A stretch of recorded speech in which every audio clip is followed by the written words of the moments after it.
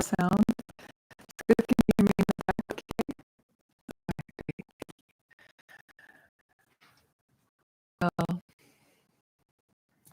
I'm glad to see you. I drove up minutes ago. There were barely any cars in the parking lot. I thought, oh, okay. People wanted to stay home. But I'm glad someone came to join me and join all of us in taking refuge together as Sangha on this very important evening. So, welcome. Come on in. Hi. Hi. I believe we have, we're waiting for Anna to make an announcement. Make sure you have your sheets. You should each have two. One is the prayer or the chant sheet. The other is the lojong instruction sheet. And what we do is we will do the first prayer 3 times, the Narayani prayer at the top, and then we'll do the Sri Ganesha invocation. We'll do that. Let's do that 7 times.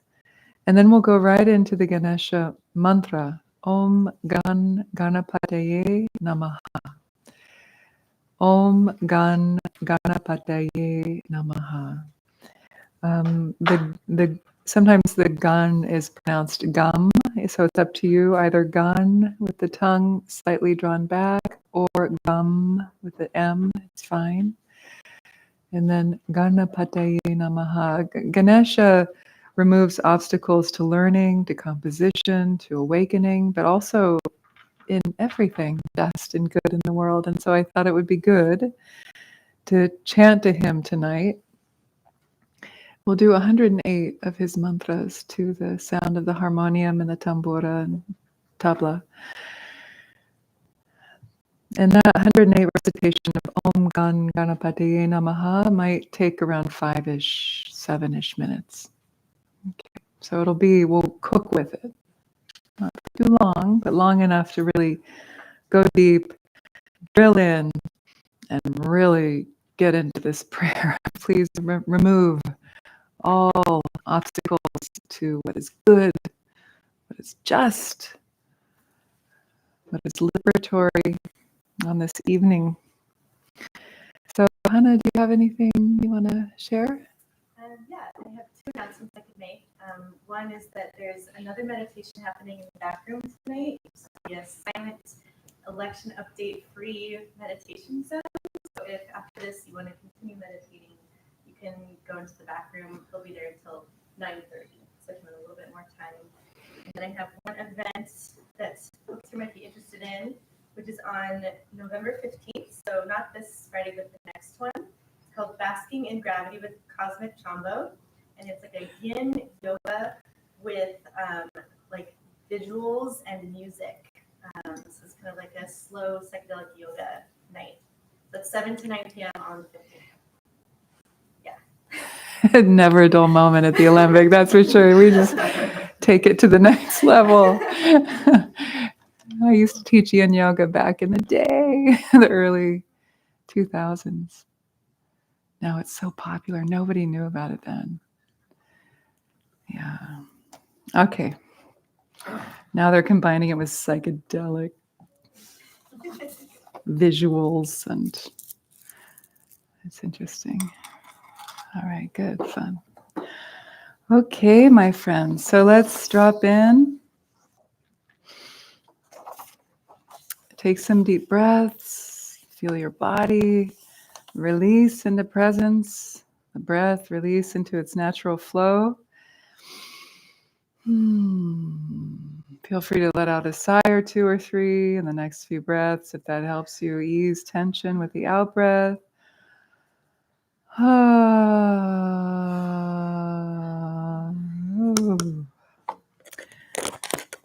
And feel the mind settling into its natural state as well as you release the activity, expectation, whatever else you've brought in tonight.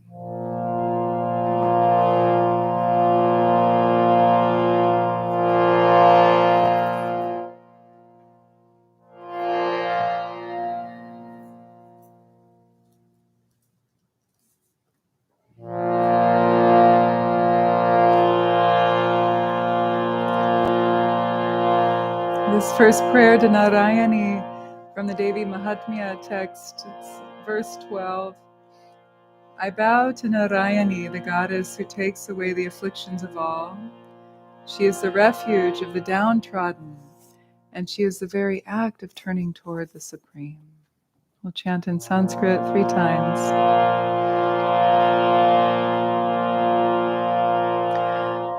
First, I'll call the first line, and you can respond by repeating after me. We'll do that each line, and then we'll do 3 lines together. The next prayer will be the same, the 7 times.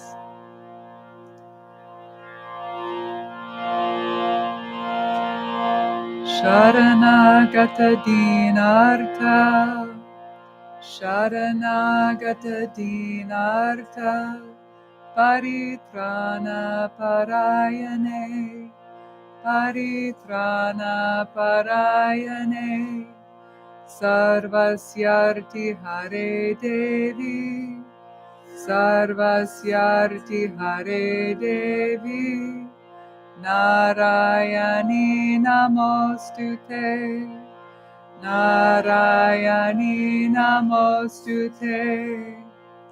Sharanagata dinartha, Paritrana parayane, Sarvasyarti hare devi, Narayani namostute. Sharanagata dinartha, Paritrana parayane, Sarvasyarti hare devi, Narayani namostute. Sharanagata dinartha, Paritrana parayane, Sarvasyarti hare devi, Narayani namostute.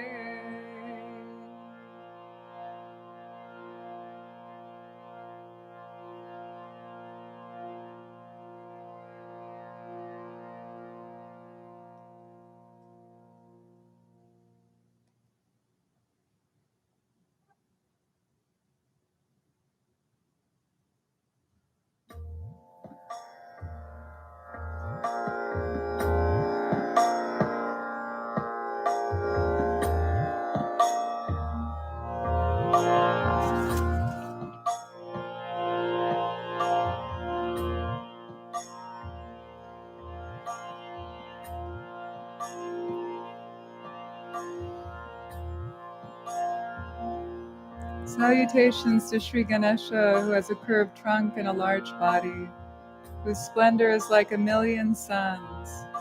O Deva, please make my undertakings free of obstacles by extending your blessings in my works always. So I'll call and you can respond.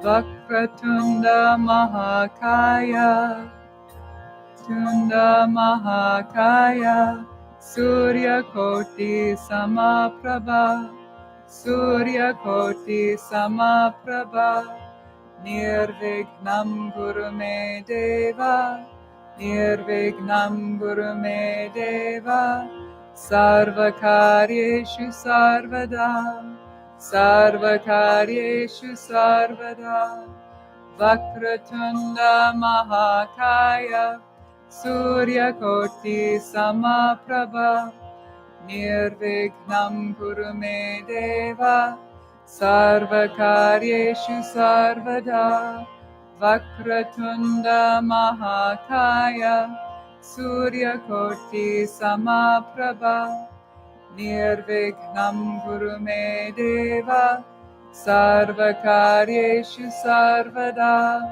Vakratunda Mahakaya, Surya Koti Samaprabha, Nirvignam Guru Me Deva, Sarvakaryeshu Sarvada, Vakratunda Mahakaya, Surya Koti Samaprabha, Nirvignam Guru Me Deva, Sarvakaryeshu Sarvada,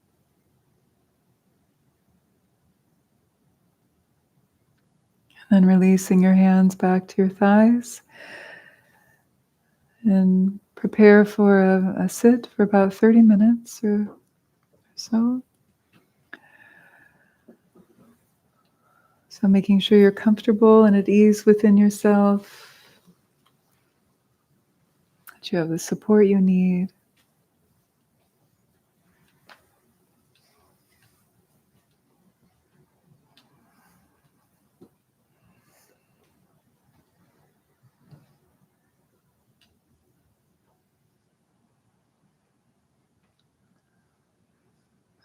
And checking the posture, the 7-point posture of Vairochana Buddha has the eyes at a downward cast, slightly open if that's comfortable for you, gazing down, or the eyes closed is fine as well. Then the tip of the tongue, bring it to the upper palate, right at the root of the top front teeth. The next is the chin slightly drawn in, lengthening the back of the neck so that the neck and the skull make the shape of a shepherd's crook.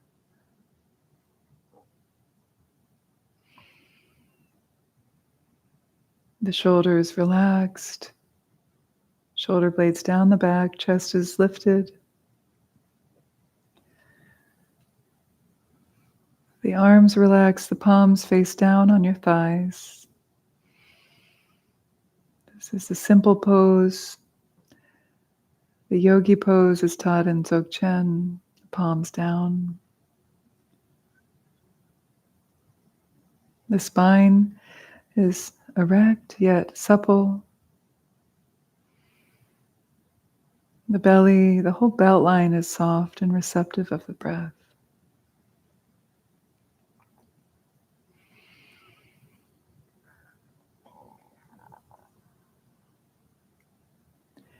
The hips, the buttocks relaxed, the thighs, the legs in a comfortable position, legs crossed or zazen. If you're in a reclining posture, you could also elongate the legs straight. Or the chair, feet are flat on the floor. If you're in a chair, scoot forward so the hips are slightly tilted forward on the edge of the seat.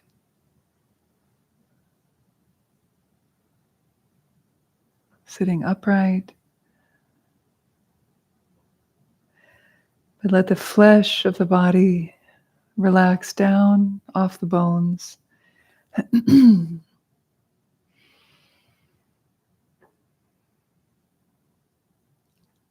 jaw is relaxed and the muscles of the face relaxed. Even allowing space between the upper and lower molar. And a little space between the lips. Just enough for a single barley grain.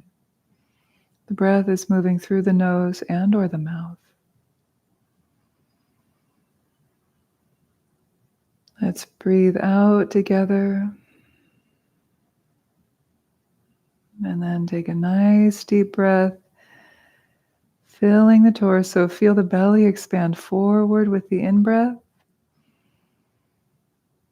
And then with the out-breath, feel the belly release back towards the spine.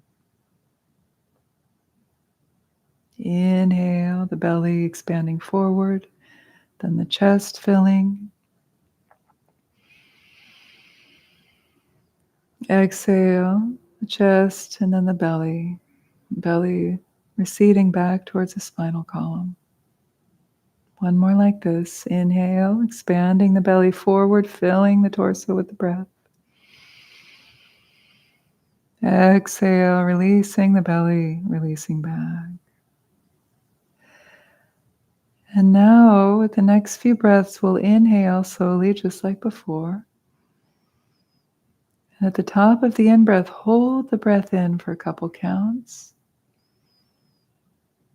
And then exhale, slowly let the breath out. The belly releases back towards the spine, just like before.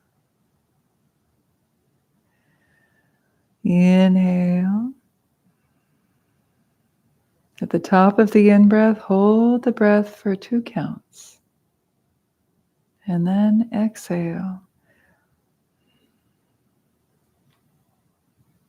Now we'll count. The in-breath will be a count of 4. The holding retention will be a count of 2.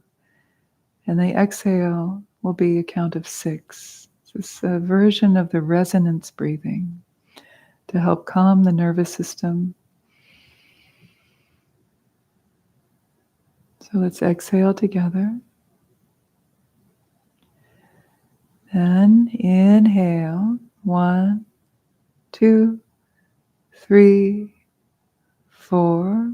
Hold in. 1, 2. Exhale. 1, 2, 3, 4, 5, 6. Breathing in. 1, 2, 3, 4. Holding. 1, 2. Exhale. 1, 2, 3, 4, 5, 6. Let the inhale be a nice rounded inhale so that you're rounding out the edges of the breath. 3, 4. Holding in. 1, 2. Exhale. 1, 2, 3, 4, 5, 6. Inhale. 1, 2, 3, 4. Holding in. 1, 2. Exhale. 1, 2, 3, 4, 5, 6. Inhale. 1, 2, 3, 4. Holding in, staying relaxed.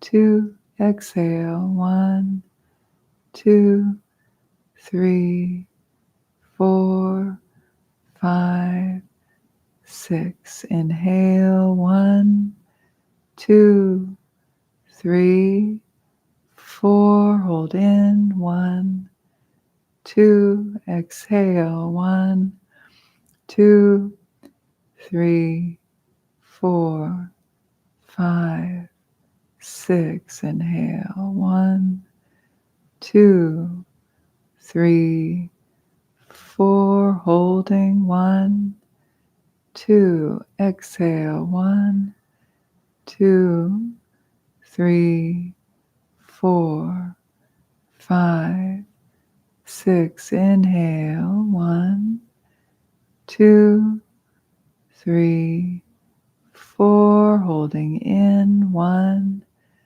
2. Exhale. 1, 2, 3, 4, 5, 6. Now breathing at your own rhythm, letting go of control, and feel the after effects of the resonance breath.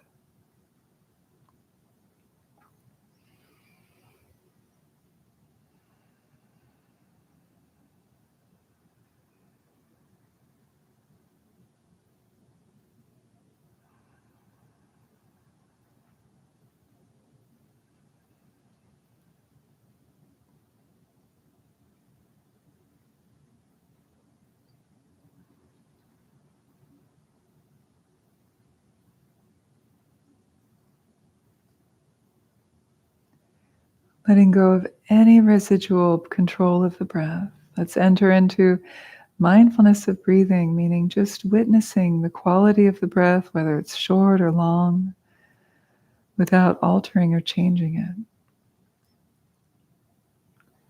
So shifting into an observer of the breath, not a controller of the breath.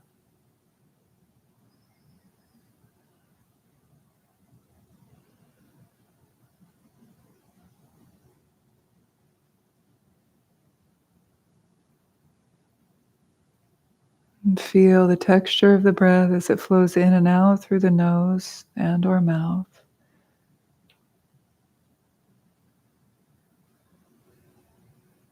And out.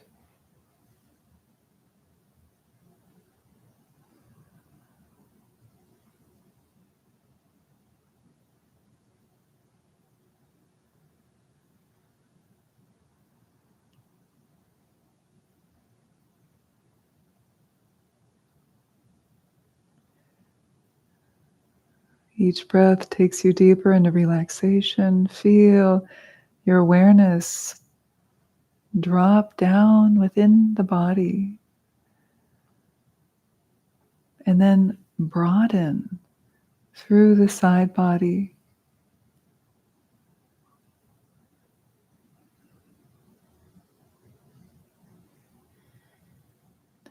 And feel as if your awareness is even expanding out beyond the boundary of the skin.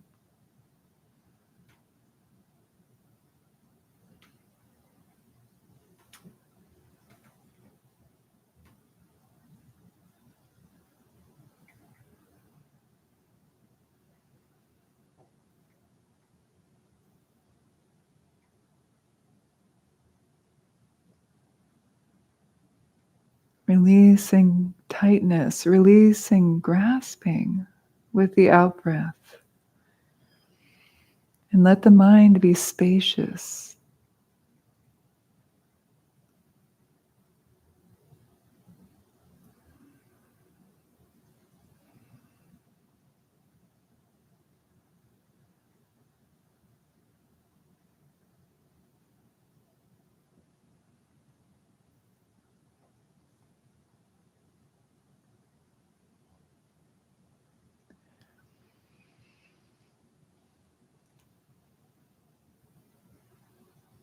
Feel the body still like a mountain, aligned with gravity.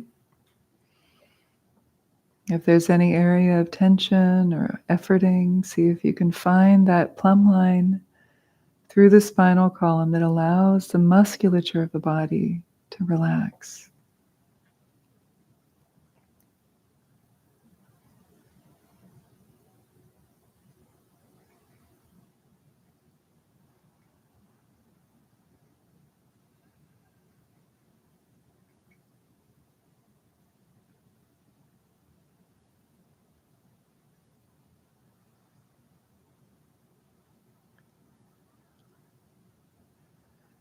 And check in on yourself. If there's a thought, I am meditating, I am doing this, see if you can soften that I maker. And just feel the breath flowing in and out.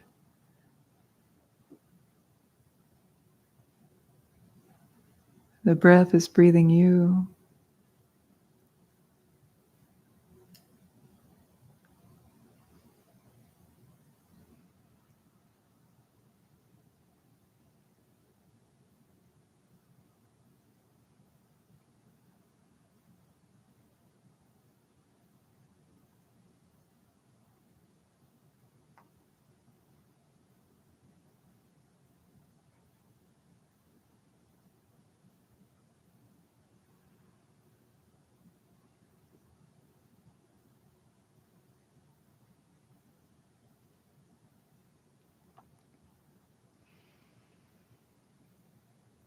Let mindfulness suffuse your entire body. Let the mind alight upon the breath in the body, like a bird alighting upon a nest.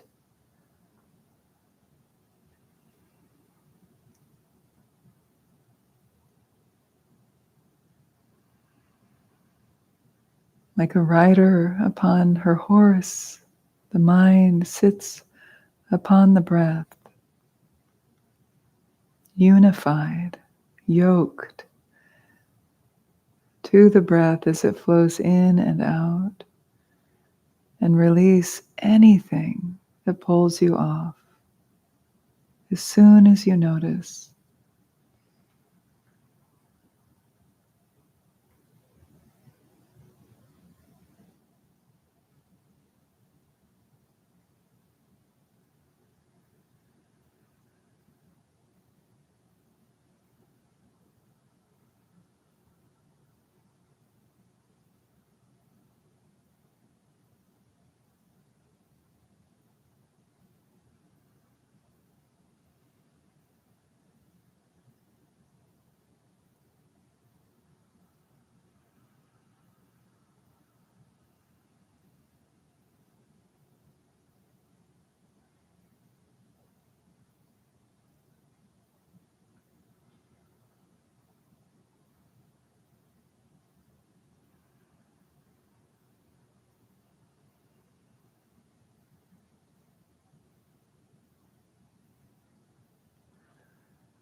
And you walk the middle path between the two extremes of grasping on the one side and aversion on the other.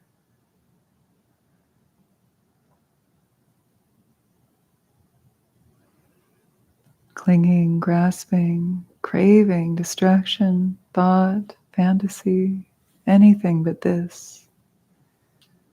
When will you get tired of that?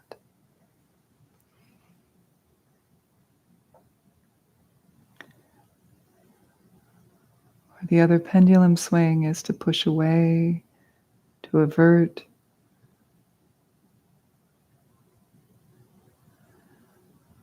Come back to the middle, right at your central axis as you breathe in and out. Releasing grasping, releasing aversion. Breathing in and down through the central channel. Rooting your awareness in your body. And releasing and spreading mindful awareness throughout your entire body. Feel the whole expansion of the breath flowing in and out. In and out.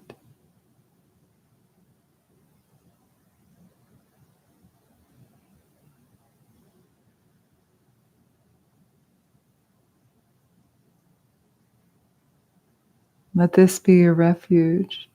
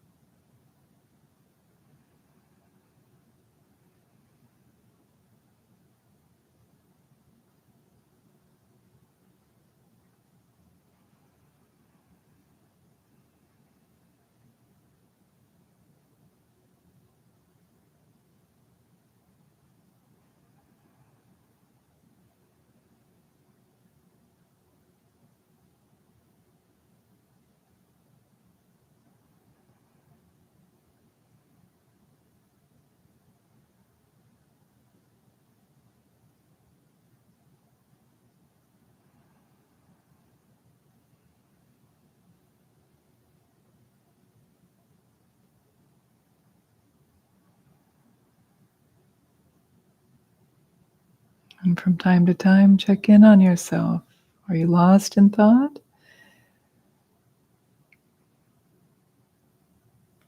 Are you dull and dim? If you're dull and dim, turn up the brightness dial. Clarify your attention. If you're lost in distraction, pulled this way and that,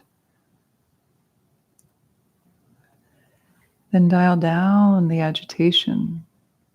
Relax with the exhalation and recenter in the body with the breath, in the here and the now.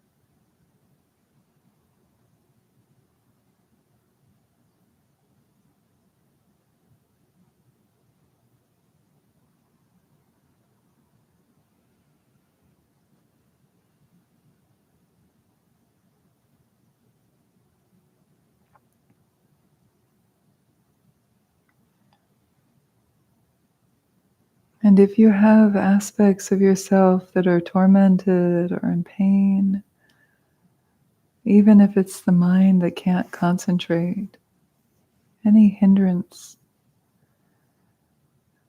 With your next in-breath, fold it into your heart with the in-breath. Welcome it into the heart. And then exhale, soften resistance, judgment, the extra layer on top of it.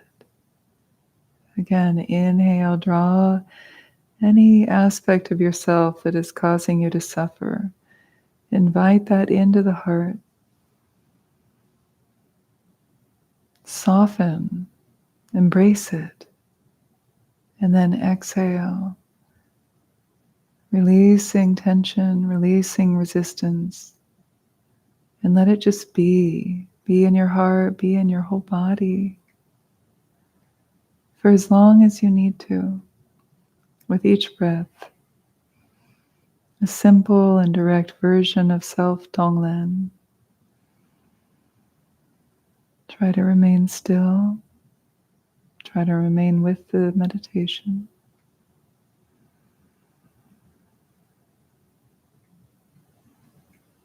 Exhale, softening.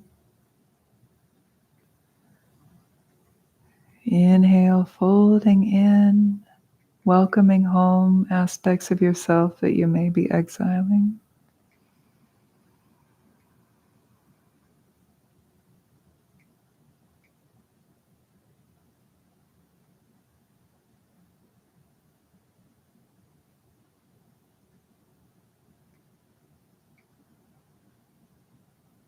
The only way out is in.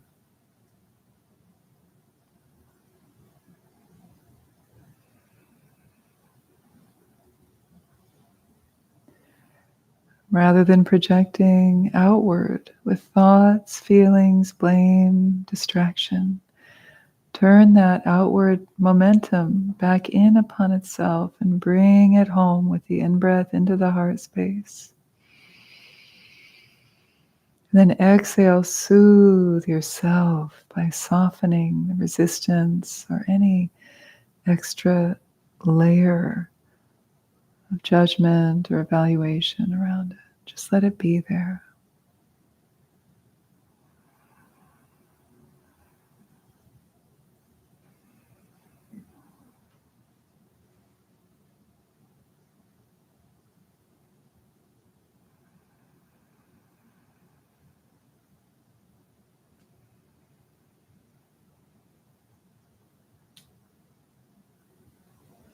Can you let it be there? Whatever is here, let it be here, but stay centered with the breath in the body.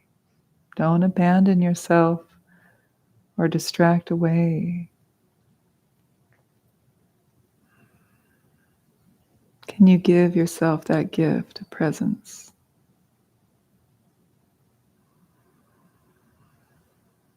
This isn't about getting high or getting up and out. This is about dropping in and deep.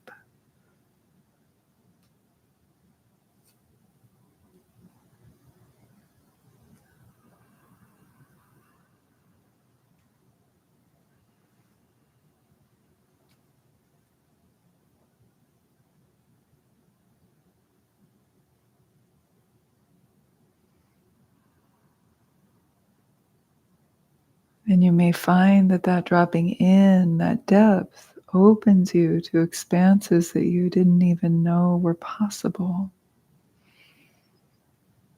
The only way out is in.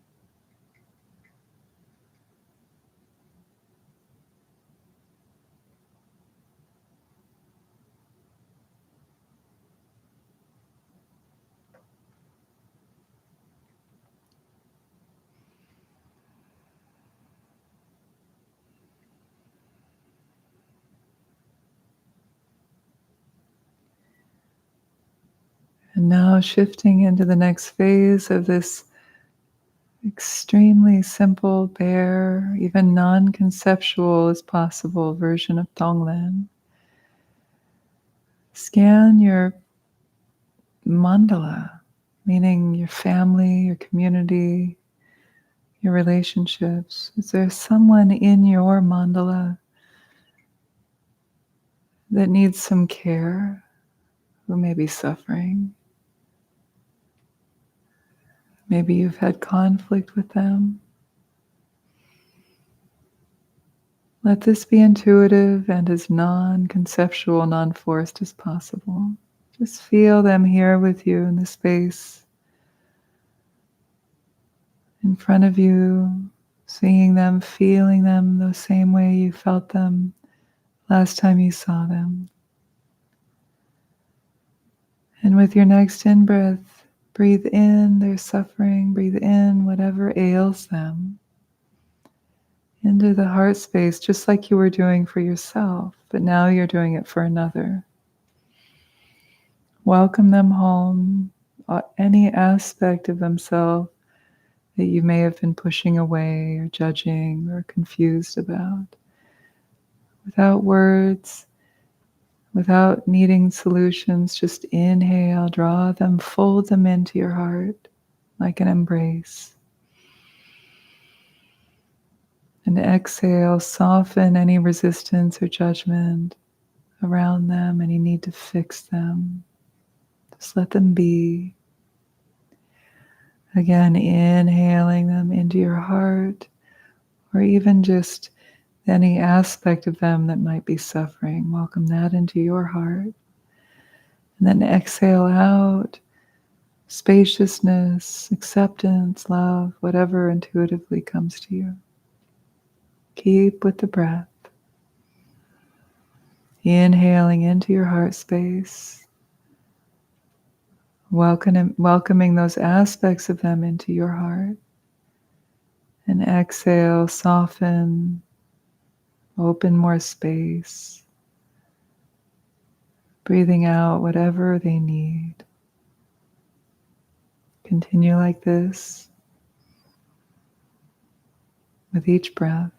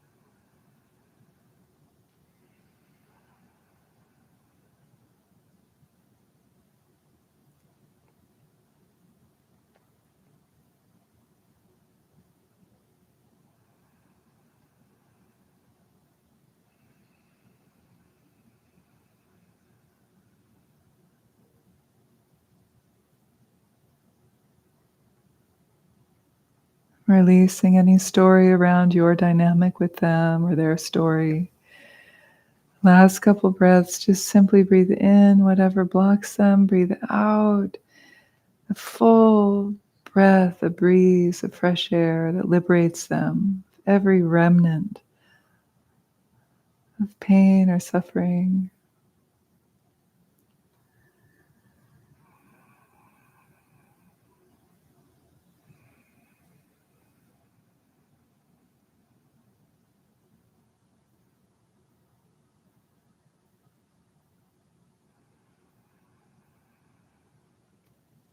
And now, simply without much ado, just switch into a broader, more expansive awareness, feeling that dynamic that you may have within you of othering groups of people who may not agree with you.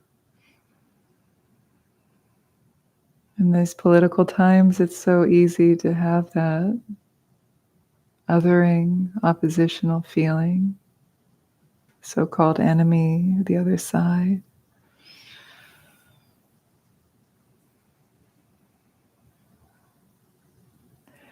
You don't have to see them or see anyone in particular, even just feeling that feeling within you and feeling the discomfort or the duality, maybe the stark cutoffness that dynamic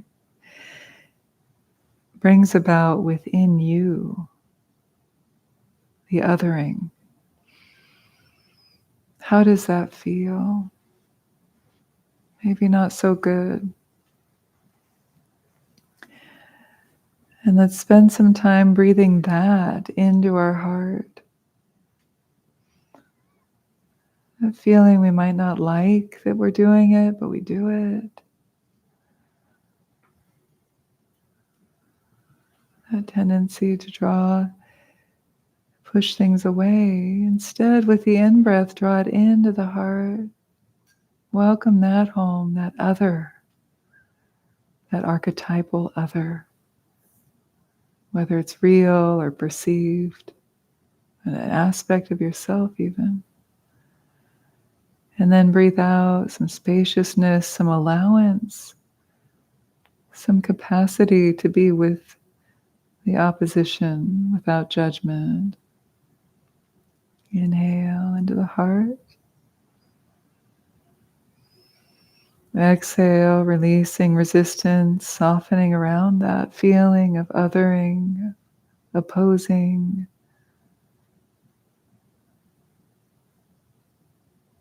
Because all of this lives within you. It's not out there. Heal yourself with each in-breath and out-breath. Folding that in. Exhaling, softening. Recognizing that the other is within you.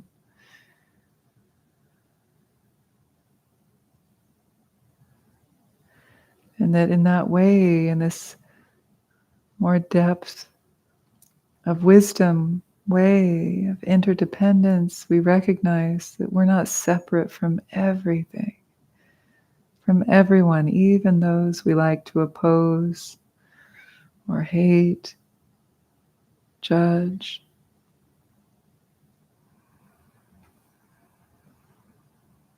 Inhale, exhale. Let the story drop. Just simply breathe.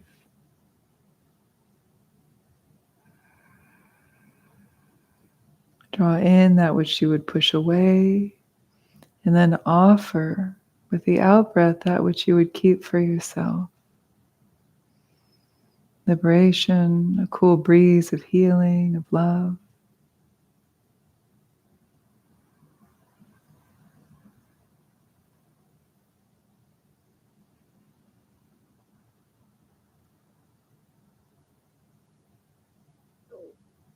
Maybe breathing out, understanding,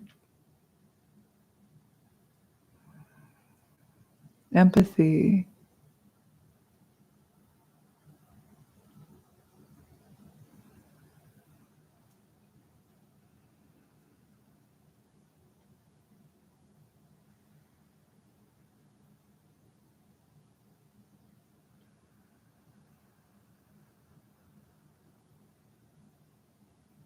And if you have resistance to that, breathe that resistance into your heart. If you have judgment to yourself that you can't do it, then breathe that into your heart. Welcome that part of yourself home. And breathe out relaxation, softening, spaciousness around that, till your whole body, as much as possible within the next few breaths, becomes spacious and clear, of knots,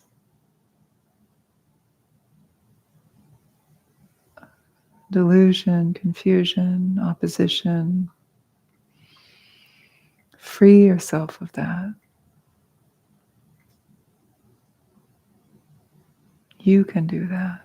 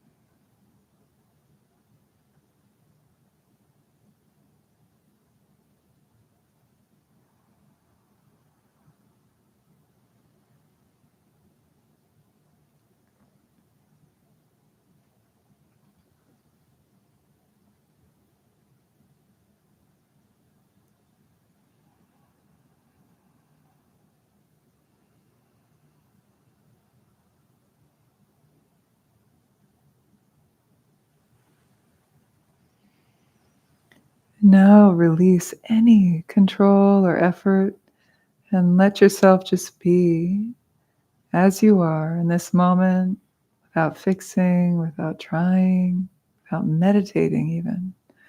Rest in non-meditation.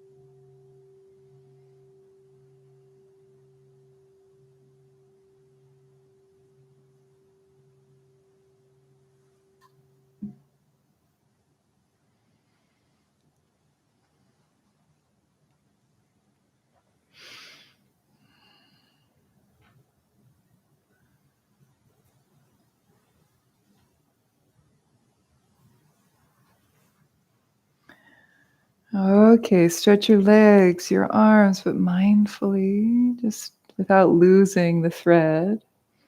Do whatever your body needs in this next couple minutes. You can reach from side to side.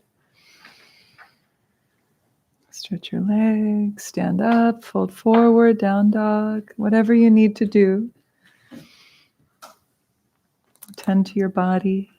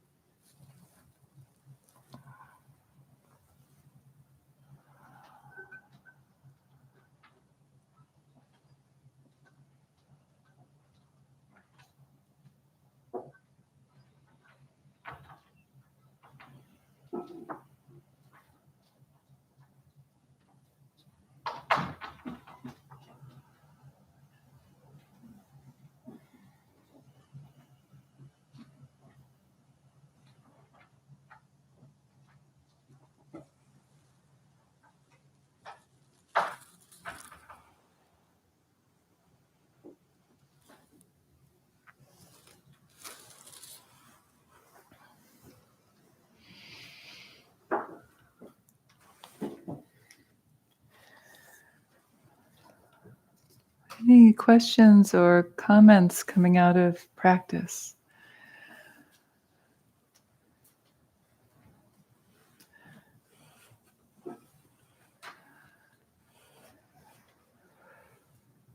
Yes. The last few weeks, I would say, whenever I try to meditate, I just go completely dull and blank. Mm. What would you recommend I do to work with that? Yeah. Coffee. I'm kidding. I'm kidding. Green tea. No, well, that can help in the morning, especially not at night. Are you getting enough sleep? I am. Yeah? Yeah. Yeah. It feels like, I don't know, like I could be so clear-minded and ready and intentional, and then I sit down and it's like, wow, nothing. Uh-huh. Yeah. So, Do you find that that is a theme in other parts of your life? Yeah. Yeah. So that's something that could be something to look at in terms of, it's not that uncommon. That's why I asked is, sometimes when we're going in and for various reasons, it can be a lot of different reasons. Maybe sometimes when people touch in on some deep material, whether it's pleasurable or painful even, or aspects of ourselves usually that we aren't comfortable with or we haven't looked at, we can react in one of two ways often, which is either to numb out and to drift off or get sleepy, or distract, space out, get more agitated.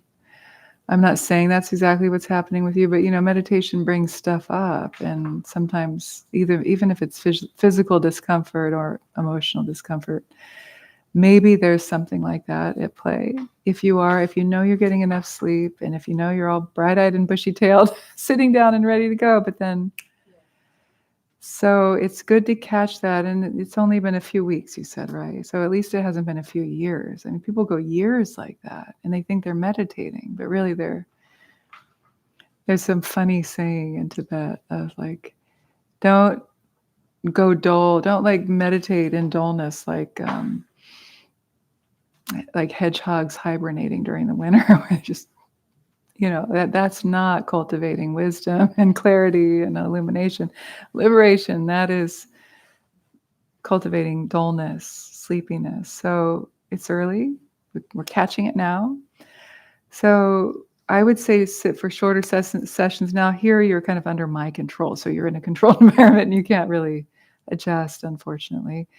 But I was wondering about that. Yeah. I did try to sit for longer periods, and I thought maybe if I sit for longer, I will get more successful. Get past it. But that makes sense to go short. Shorter. Okay. Yeah, shorter, better. Shorter, clearer, more wakeful practices are way better than longer, dull ones. If you're in a retreat environment, 10-day Vipassana retreat, 3-week cabin retreat, whatever kind of retreat, then you can really clear the desk and focus and work with even longer sessions and just get through those hurdles. But you're in a daily life. You have a busy life. You have a demanding job. And it's better to not expect yourself to be able to do those longer sessions. Instead, do a gatika, 24-minute segment of time. Or even half of that, do a 12-minute to start. And just see if you can maintain clarity through that, a wakeful clarity for 12 minutes.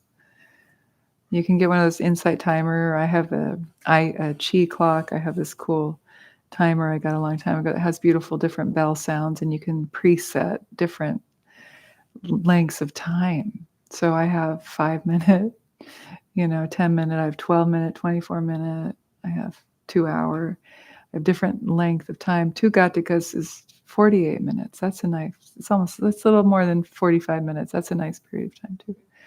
But for you, I'd say just start with 12 minutes even. I'm feeling 12. Right now, my intuition is getting the number 12 for you. And own that. Be like, yes, that was a pretty good sit for 12 minutes. Okay. And then double it to 24. Thank you.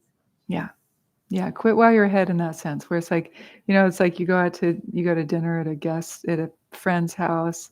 You don't want to overstay, right? Because if you overstay, they won't want you back. But if you leave, well, you're all having a good time and you're still, entertaining, then they're going to invite you back. Same feeling with meditation. Like it's good to end while you're in a good high point. We often think, oh, I'm at a high point. I need to ride this out as long as possible. Yeah, you could push. One really great piece of advice is extend your meditation session by 10 or 15 minutes once a week. So maybe you sit, let's say, half an hour every day. Well, maybe on a Saturday or Sunday, extend it by 10 or 15 minutes and see how that feels. You can build up in that way too. You could double it once or twice a week. Okay? Yeah, and let me know how it goes. Okay? Yeah. Good. Okay.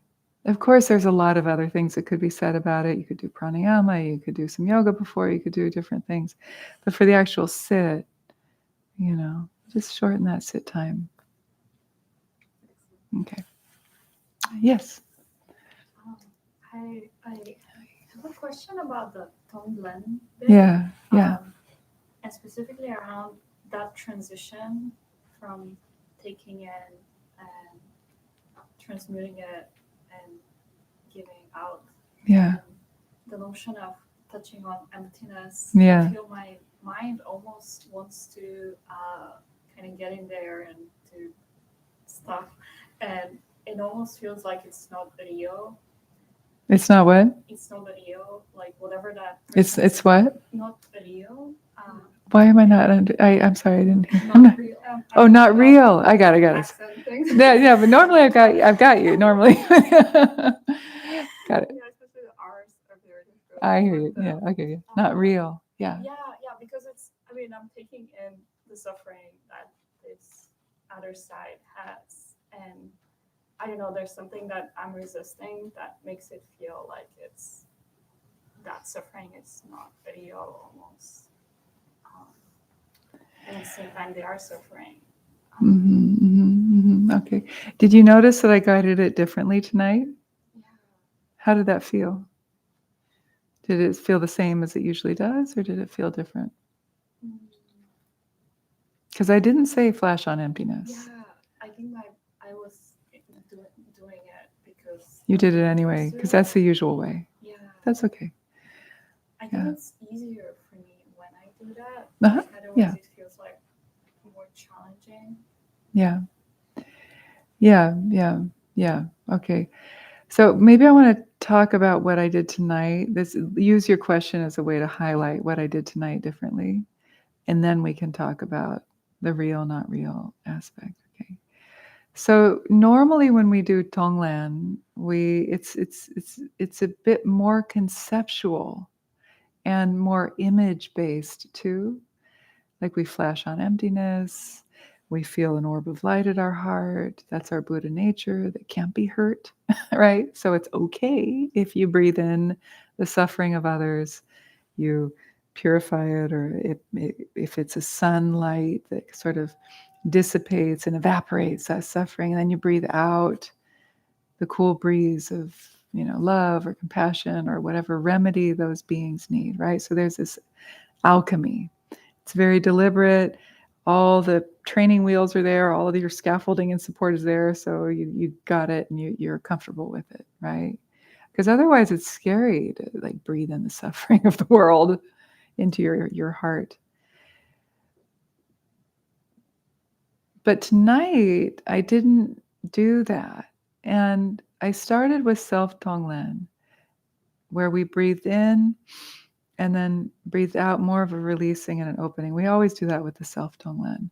But I also invited you to do that in the same way with the one person, in terms of breathing in their suffering, breathing out whatever you feel would be the remedy. And that's a bit more palpable because it's one person. And so I didn't want to make this too conceptual. Pema Chodron taught it to me this way once, where she didn't go through all the steps. She didn't give you the orb of light in your heart. She didn't over-explain it. It was very intuitive. And I remember thinking, oh, well, she's the queen of Tonglen. If she doesn't feel she needs to give a big conference of 200 people, training wheels, then maybe we don't always need those. You see what I mean? But then there was this third phase of the opposition, right? The others, the other political party, the other group, the other country, whatever, the other family members, whatever you were working with. And what I wanted to do is really highlight that on an ultimate level, none of that's outside of us. We're reacting to it. The reactions are in here. We're the ones who need to deal with that. We can't change the others, unfortunately. But I can work on changing my reaction to them, my internal chemistry around the dynamics and what I think about them. And so that's what I wanted to work with tonight. Less of a literal breathing in the suffering of all those Republicans and breathing out total wisdom and understanding. But instead, I'm breathing in my tendency to make them wrong or oppose them, the other. And breathe out of relaxing and a spaciousness and an opening to a recognition of the interdependent, more complex, yet beautiful and sometimes challenging aspect. And then if I get into, well, I could even breathe in that into my heart. You see?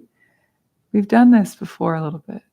Where it's like, can you even breathe in the part of yourself that is judging yourself for not being able to do Tonglen?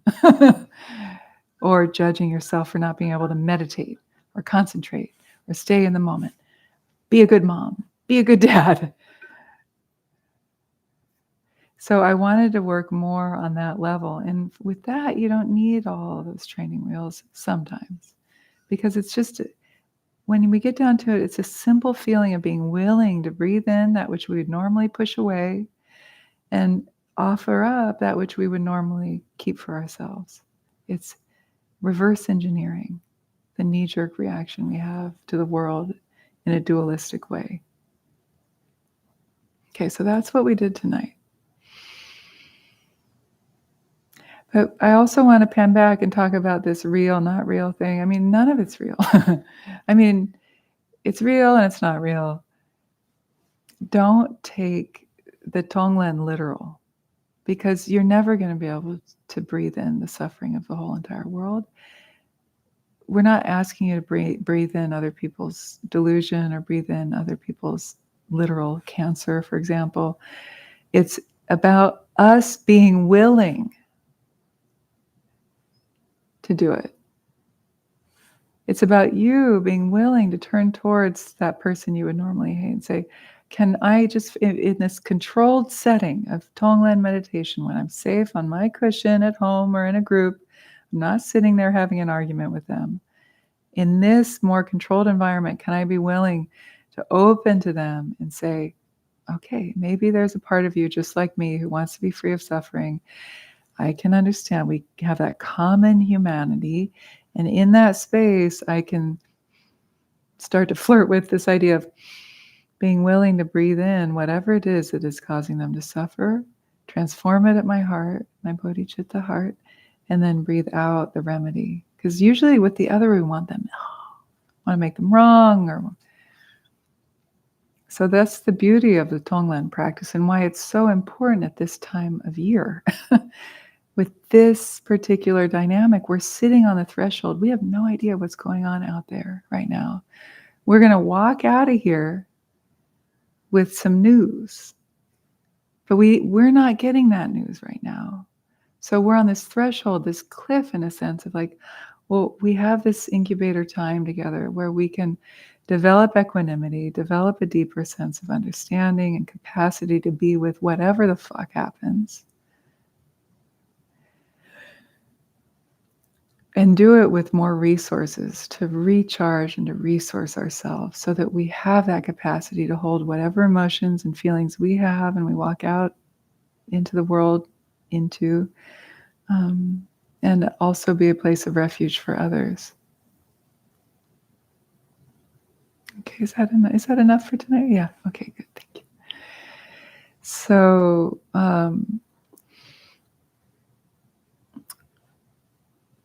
Sangha is really important in these times, so that's why it's good that we're together talking about this. I thought it might be nice to just touch on a couple of the slogans because I also wanted to show you this is what Tonglen and Lojong, the mind training slogans, these Mahayana teachings on cultivating wisdom and compassion, what these are made for. Let's talk about this further on with slogan number 42. We've already talked about it, but it's a good slogan for tonight.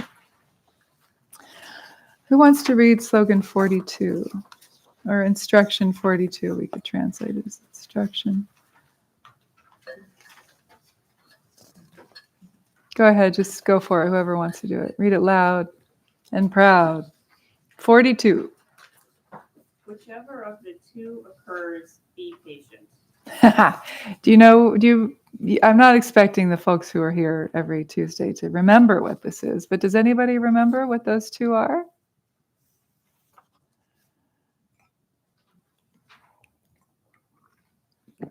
I didn't either, so don't worry. I had to look it up again. Felicity and adversity.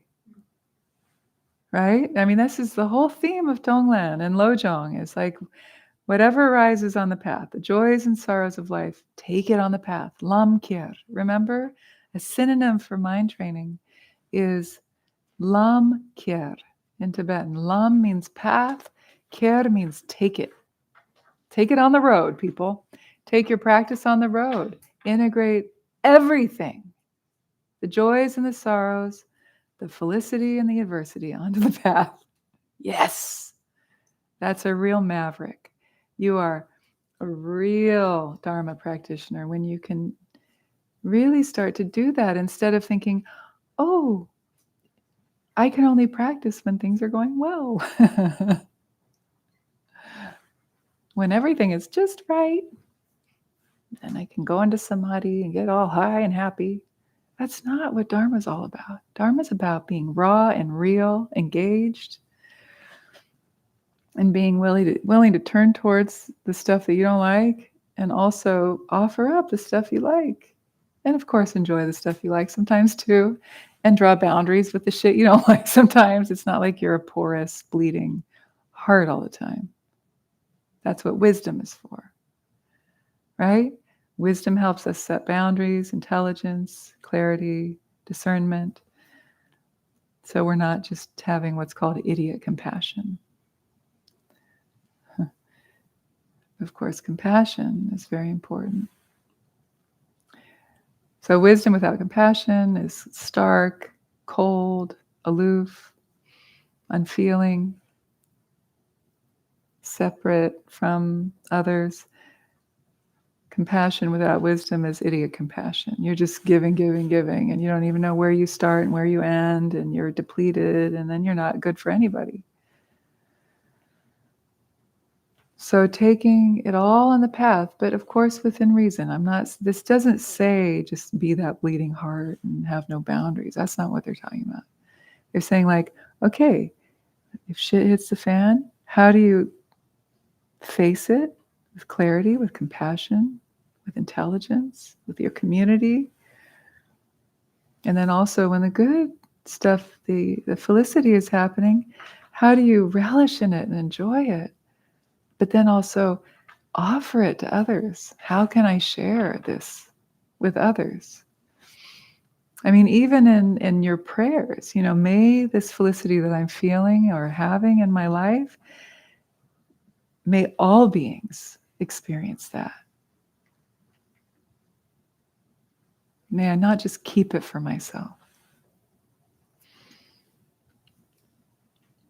And then when the shit hits the fan with adversity, may I deal with this and clarify and purify and heal through this. And through that, may I be a vehicle for healing all beings. And you really have to do some deep fucking suffering in order to get to a place where you can do that. Because you've got to hit rock bottom. Because until you hit rock bottom, it's always like, my suffering, I'm the only one. Why? There's this like, why me? But when you're in the why me for too fucking long, you get sick of yourself.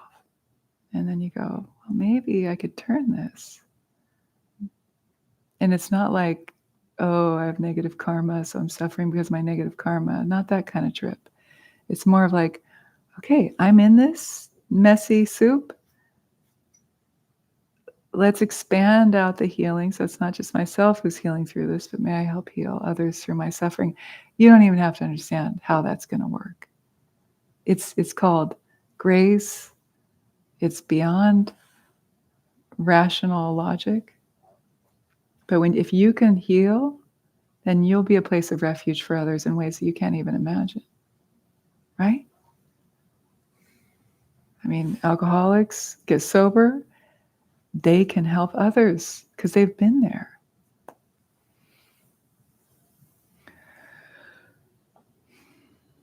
Your suffering was not just in vain, and it wasn't just for yourself, And we have to turn that and use it so we can help others.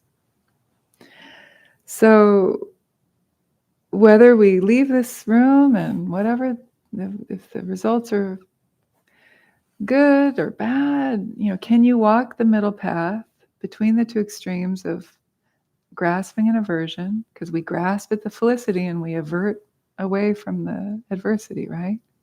Those are the two ways we tend to, in a dualistic way, react to felicity and adversity. Can you see those tendencies?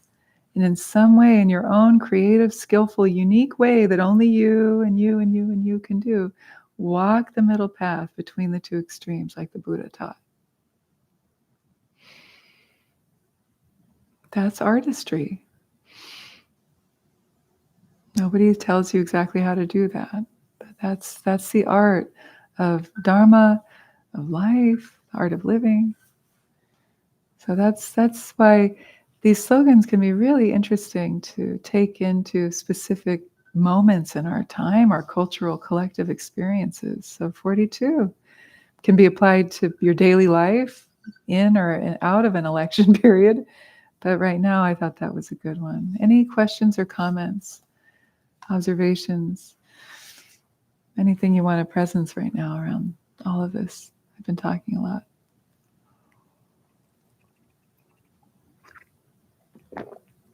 Have you been cycling through hope and fear right now? Yeah. Yeah, so we watch that. Yeah.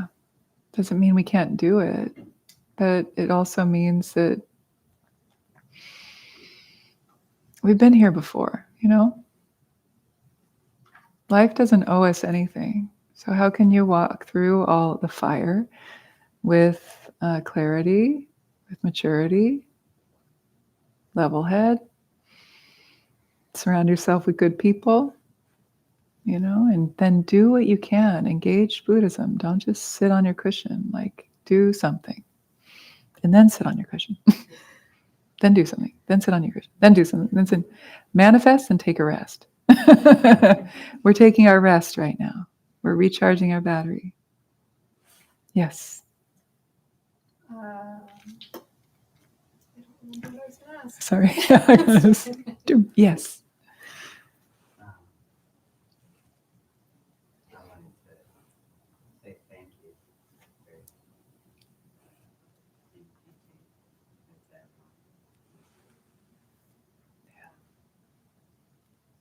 you offered in light of sharing this whichever of the two occurs to be patient and in walking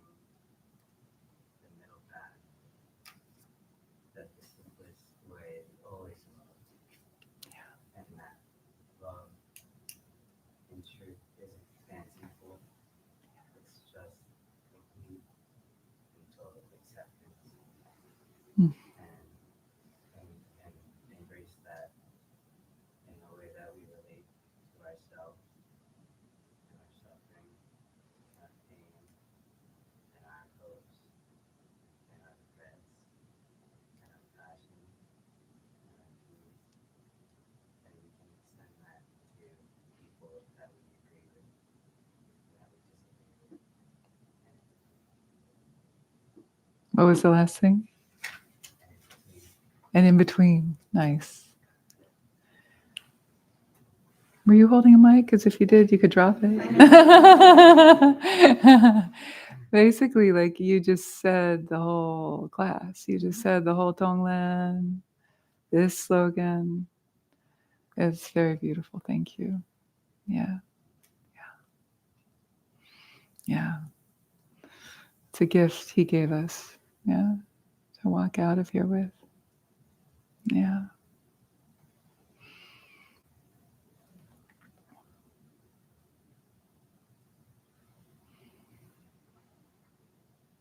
I wanted to chant the Justice Tata. I've taught it to you before. It's in the chant sheet on the back. It's the 8th Tata, the second from the bottom. The 8th Tata, Aparajita mantra. We'll chant for about 5 minutes as a way to go out and dedicate. And it's like dedicate, celebrate, and liberate all of this energy and the prayers and the practice and the sharings for the benefit and the justice. You know, she obliterates all forms of injustice, whether it's social, racial, gender, voting, you name it, environmental injustices. She obliterates all forms of injustice and brings about what is beautiful, what is just. Another word for another translation for Dharma is justice. So I'd love to invite everybody to come super close right now. So just consolidate yourselves in a nice one voice. You can scoot your cushions forward. It's really sweet to sing in a group like that together.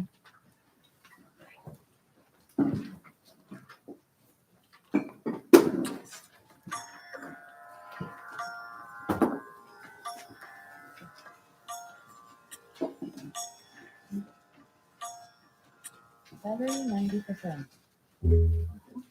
iPhone. iPhone. iPhone.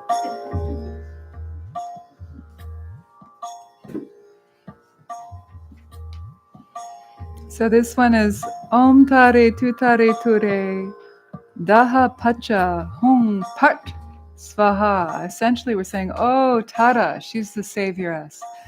Oh Tara, please come swift, oh Tara.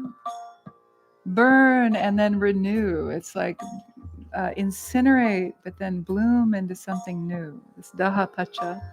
And then Hong, part, or seed syllables. Hong is enlightened mind. Part is to cut through duality. Svaha, so be it.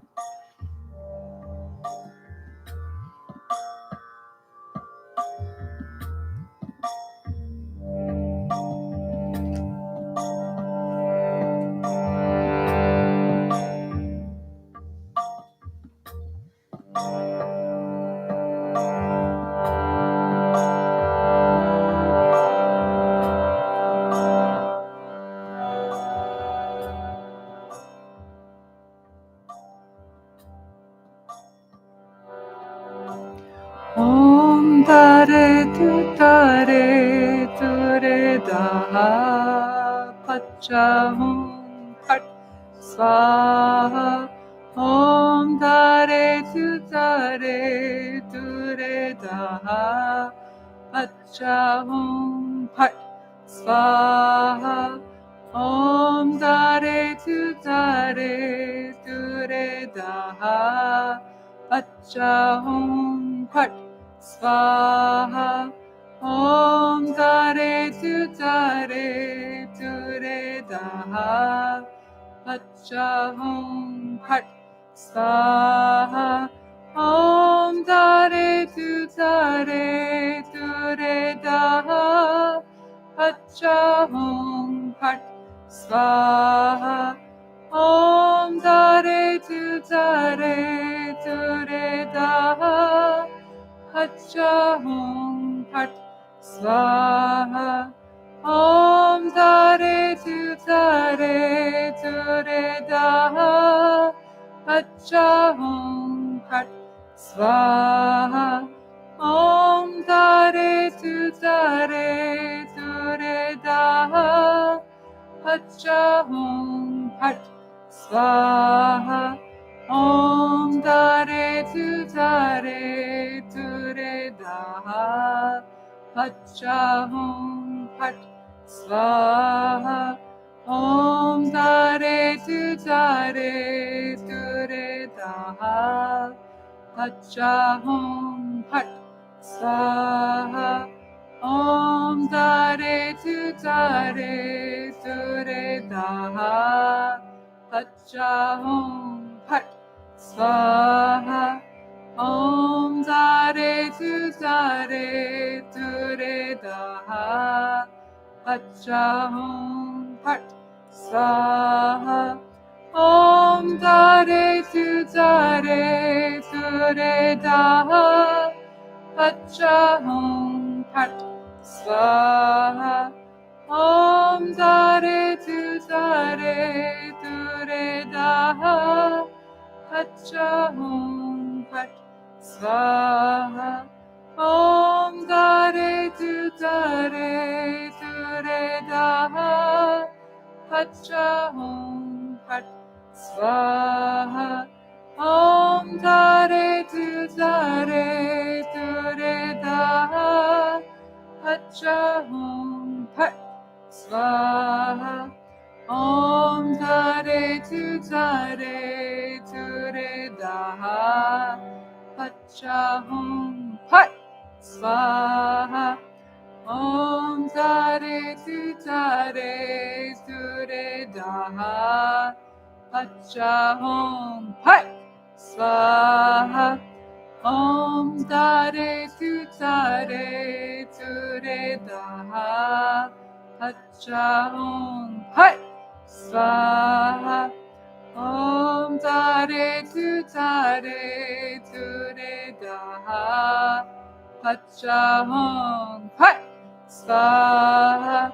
Om Dare Tu Dare Tu Re Da Pacha Hum Pat Swaha Om Dare Tu Dare Tu Re Da Pacha Hum Pat Swaha Om Dare Tu Dare Tu Re Da Pacha Hum Pat Swaha Om Dare Tu Dare Tu Re Da Pacha Hum Pat Swaha Om Dare Tu Dare Tu Re Da Pacha Hum Pat Swaha Om Dare Tu Dare Tu Re Da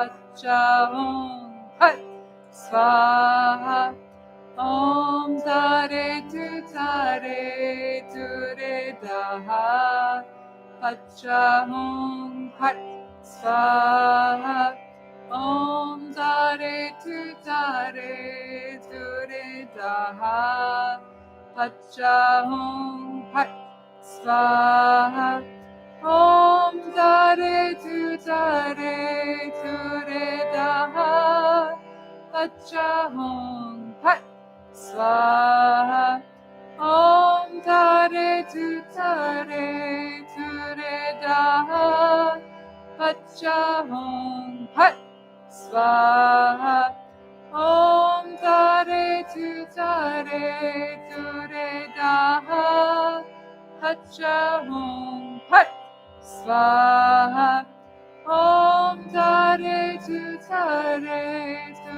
Re Da Pacha Hum Pat Swaha. Om Tare Tu Tare Ture Daha. Pacha Hum Pat Swaha. Om Tare Tu Tare Ture Daha. Pacha Hum Pat Swaha. Om Tare Tu Tare Ture Daha. Pacha Hum Pat Swaha. Om Tare Tu Tare Ture Daha. Pacha Hum Pat Swaha. Om Tare Tu Tare Ture Daha. Pacha Hum Pat Swaha.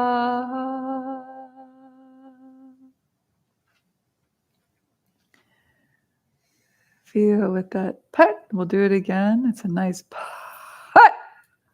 Aspirated PHAT, that we obliterate all forms of injustice in one fell pat. Let's do an inhalation. Then exhale. Pat. Good. Woo! May it be so. Dedicate the merit of our practice and our time together for the benefit of all beings everywhere, near and far, seen and unseen, friend and foe. Peace, peace, peace.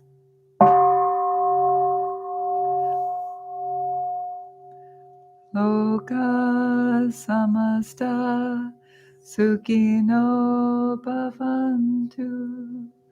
Loka samasta sukhino bhavantu. Loka samasta sukhino bhavantu. Om Shanti Shanti Shanti. May all beings everywhere be at peace. Peace, peace, peace. May it be so. Thank you, everybody. I almost don't want to let you go. Do we have to go out there? No, we don't. We could pull an all-nighter.